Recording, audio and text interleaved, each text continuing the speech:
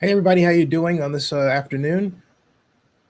There is in different areas of life in the United States, primarily, uh, a great groundswell of discussion and movement, cultural movement, in the wake of the murder of George Floyd at the knee of Minneapolis Park Police Officer Derek Chauvin. And look at the area. In one corner, we have social justice representatives attacking environmentalists because environmental organizations tend to be almost, well, entirely white and never address a black agenda. You have the LA County, uh, or the mayor of Los Angeles, who's also the head of LA, making the decision to take $150 million and shift it from the police to African American community groups. And then you have a constant movement towards something called anti-racism. But what you have right now, I think, as well, is a discussion, an evolving discussion of what racism really is. The reason why the George Floyd murder resonated around the world was because it was a brutal killing done on camera, then image transferred around the world via social media and digital technology. But what's less evident is the underpinning of thought that would and has conspired to direct a person like Officer Chauvin to do what he did. One of those underpinnings of thought is actually expressed in this New York Times story that I happened upon, and it basically goes like this. It really, the headline that caught my eye as I was looking at actually for something else. Thus, serendipitously, university to investigate professor who tweeted about black privilege. Okay, and it goes on to read that Charles Nagy, that's Charles Nagy. It says the University of Central Florida said it received complaints about bias and unfair treatment regarding the professor Charles Nagy, who has argued that white Americans and white culture, since I've had that highlighted there, are under siege. And when I saw that, folks, I just let out a full laugh, like because it's so freaking crazy. But I'll get into why it's crazy in a second. Anyway, the New York Times article is centered around, well, that man right there. That's Charles Nagy, who's granted tenure by the University of Central Florida in 2001, says Thursday it had opened an investigation into complaints of bias against a professor who made comments on Twitter this week that were roundly condemned as racist. The professor, Charles Nagy, is a prolific commentator on Twitter and the book of an author of a book entitled, quote, White Shaming, Bullying Based on Prejudice, Virtue Signaling, and Ignorance. The university said on Thursday it was investigating his Twitter posts as well as accusations of bias in Dr. Nagy's classroom. We've been receiving complaints alleging bias and unfair treatment in Dr. Nagy's classroom and have launched an inquiry to gather more information. Everyone has the right to their personal opinion, their personal beliefs, but no university employee may mistreat or discriminate against students in their classes or in any other setting, the letter stated. No student should fear they will be treated differently because of others' personal biases. The university announced the inquiry one day after Dr. Nagy, an associate professor of psychology, wrote on Twitter as thousands of demonstrators protested the death of George Floyd that he had a, quote, sincere question. If African Americans as a group had the same behavioral profile as Asian Americans on average, performing the best academically, having the highest income, committing the lowest crime, etc., would we still be proclaiming systemic racism exists? He wrote on Twitter. In another tweet Wednesday, he wrote, "Black privilege is real. Besides affirmative action, special scholarships," I'm sorry, this is hilarious, "and other set-asides, being shielded from legitimate criticism is a privilege. But as a group, they're missing out on much-needed feedback." Now, here is why that, first of all, racism is a clear mental illness. And folks, the basic problem that we face is that it's folks like Mr. Nagy who believe that their idea is sound and not up to challenge. This is his Twitter account. He only has, 2772 followers, not a lot. And he basically says that he always points at things that he thinks are going to infuriate folks. Here is this, all right? Okay? And he said this tweet, which is completely stupid, and here's why, all right? First of all, he goes on what is called syllogistic reasoning. That is, if one thing is identified as what he believes is a fact, and something else is a fact, then the third thing must be true. In his view, that's logical, all right? And in his view, that's logical. But in point of fact, with respect to racism, it's really stupid. Because, first of all, Asian Americans, when it comes to racism, a person, all right, listen to this. He said the same behavioral profile, on average, performing the best academically. Let's stop right frickin' there. If someone does not like the color of your skin, and that someone is a professor, they can simply choose to give you a grade that's below what you should get, and then basically make up the reasons why. It could be even the case of math, all right? It could be maybe you didn't express a math problem with a parent in a certain place. It could be whatever that person finds because they can't quite grasp it. Hey, you did this well. So what happens? You get a grade far less than the one that you expected. And you think, and then the person comes to you, he gives you these reasons, and you know the reasons are BS. That happens a lot, especially to someone black. Well, let's take the other example, where especially this happens really a lot when you're dealing with questions that have write-in answers or presentations, okay?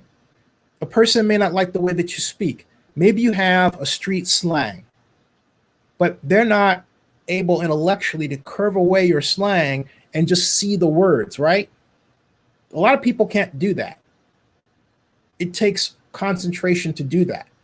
So what happens? You get downgraded because the person didn't like the way you talked, okay? But even though you gave the best explanation of, let's say, what system dynamics is, including examples. But if you're like, oh yeah, bro, it's like, hey, we got the stock over here, and then the inflow variable goes over here to stock like this, see? All right? If that turns you off, then first of all, you don't know system dynamics because I just explained to you how stock and inflow variables work. And second, you don't have any business sitting in judgment of anybody on a subject like system dynamics. But guess what? There are people who do sit in judgment, okay? So what happens? Because of that, you as the presenter who's black get downgraded. So that makes this, tweet that he put up here, all right, completely 100% stupid. But the problem is that in his mind, he's not being stupid, which is the problem. And because he thinks he has a logical argument, if it comes right over the idea that, hey, you know what? He's wrong, A, and then being racist, B, or being racist, A, and wrong, C. You can flip them around. But okay, that That all right, but look at this. All right. Then it goes on. He says, he says, uh, being performing the best, having the highest income, committing the lowest crime, and so on. Okay. First of all, if a person is having the highest income, it's because the person who is paying them, has no issue with paying someone Asian rather than black. Folks, the racism situation, the fear of black men, straight black men, to be blunt, is so intense that one study uncovered that gay black men made more money than straight black men. Okay? That's how bad it is. The fear of a simple, straight black man is that intense. That intense. And think about what that encompasses. All right? Think about people like Amy Cooper, who called the police on a black man who asked her, Charles Cooper, same last name, to put on a leash, put a leash on her dog. That was it. But she called the police. And he videoed it for the world to see. 50 million times plus. Okay? And yet I have to say this because in my opinion, a person like Professor Nagy has to have something mentally not quite there, all right, to even want to think the way that he does. Because take a look at the guy's Twitter account, okay? His Twitter account alone reeks of racism. Look at he starts off with white shaming, all right? This guy has got a problem. Maybe some black guy took his girl. I don't know what happened to him, but whatever it was certainly tragic. Because look at this. White shaming. Okay? White shaming. And then he says bullying based on prejudice, virtual singing, and ignorance. You know what? How many times someone black gets bullied in micro times every single day, having to hear ideas like that, having to be subjected to professors who are stupid and racist when they're students, going into the business world and working for a boss that's just completely clueless, but doesn't want to be around a person who's black who really knows what they're talking about, and yet feels like they hired to hire that person because that person is black. All right, that's too is bullying. But Charles doesn't see that. That's bullying of the worst kind. But Charles doesn't see that, and yet he regards himself as intelligent. Are you kidding me? This guy is the stupidest person on earth. Period. End of story. Oh boy, and then it gets worse, okay? Because take a look at this. He says not only that, right? But then he has the temerity, right? He has the temerity, okay? To not only ask if systemic racism exists, it means he doesn't even know how to recognize it, okay? All right? I mean, he even had a Twitter account saying systemic racism, okay? Would exist no matter what black people did because they don't cause it, you do, all right? And then another one, those black American football players at your school are funding your income and the other students. Now would be a great time for them to boycott. Yeah. I mean, what an idiot. This proves that racism is a mental illness. This guy would go so far in what he thinks is poking the bear, okay? And free speech. Hold on what I'm saying. That he would actually threaten his own income, his own livelihood. That's called being screwed up, folks. That's called having a racial issue. All right? But for me, the most hilarious aspect of this, right? The saddest aspect of this, the aspect of this that is the most like, you got to be kidding me part, okay, of this entire issue is this. It's right here, and it goes back to the whole New York Times story. And basically, it's this, okay? He says that white Americans and white culture are under siege. What? So, all right, so let me think about that. First of all,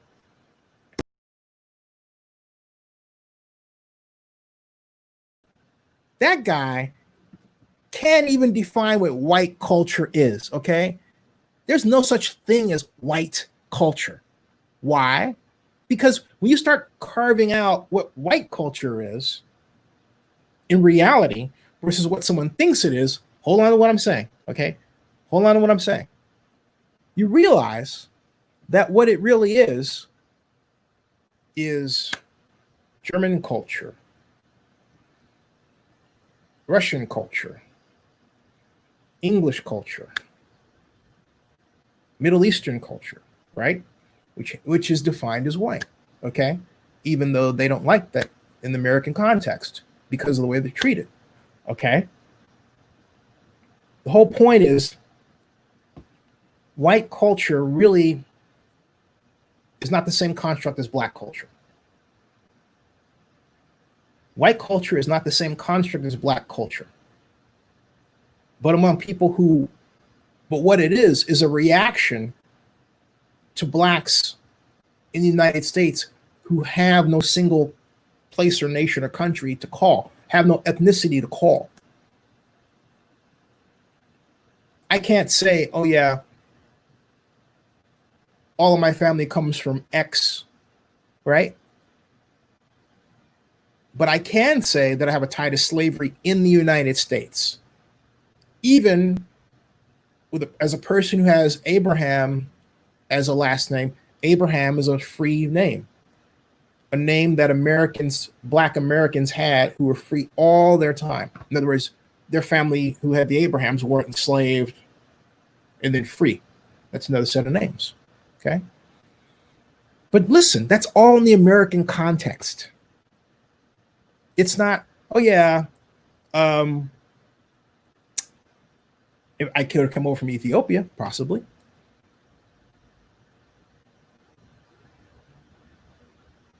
But the history is not the same.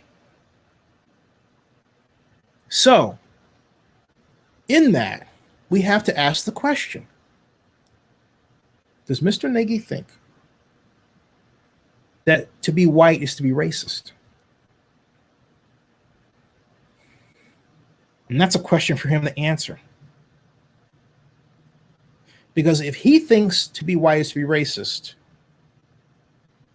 he will never improve as a person, and people who think like him will never improve as people.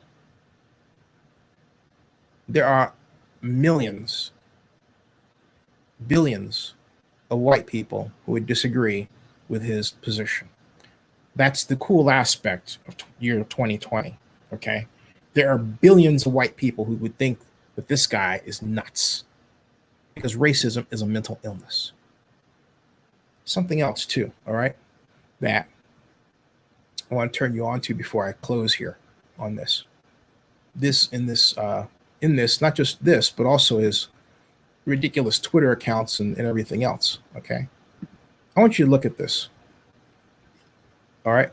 His profile says that he is part, that's excuse me, not what I'm getting at, but his profile basically says that he is part of something called the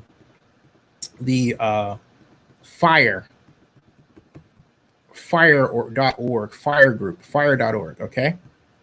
And all right, and so, and he's obsessed with poking the bear around black folks at a time when we need racial healing, and he's doing this, all right? Okay? But he keeps saying, okay? He keeps saying that he puts all these things out there, and I've been here before. People who do this, I've seen this before when I went to Texas, Arlington. People who are like this have intense racial problems. They really do. And they have some issues that they really need to get over and address and deal with. Okay. So he and before it's too late. Okay. So he's also, if you take a look at his tweets and replies, part of something about fair.org, and that is here. FIRE, this organization he loves and he's part of. FIRE is an organization that purports to support free speech, but in point of fact, it is not only does it not really support free speech, what it supports is a libertarian framework, a libertarian ideology. And it's backed almost entirely by conservatives and libertarian fundamentalists, people who pride themselves on defending people who are accused of being racist. Oh, brother, these people are sick. All right? These people are straight out sick. I mean, think about what Nagy does. He's a professor of psychology. Yet you would think he would train his own teachings regarding psychology on himself and figure out and look at the darkest regions of his brain, his psyche, and find out what's driving him. I have seen people like this before, many times. People like this, they can't get over the idea that you're black. Or, you know, they've got in some sort of, they fetishized the discussion of black people in a negative way. That's what he's done. I mean, this is a guy who, I think the worst thing in the world would be to put him in a room full of entirely black people, because he would then act like one of those folks on CNN who is in a black neighborhood recently, and all the brothers want to do is say something on the camera, and they're like, "Oh, I'm scared. Oh, I'm scared," as opposed to just letting him talk. Let him talk. Be a journalist, okay?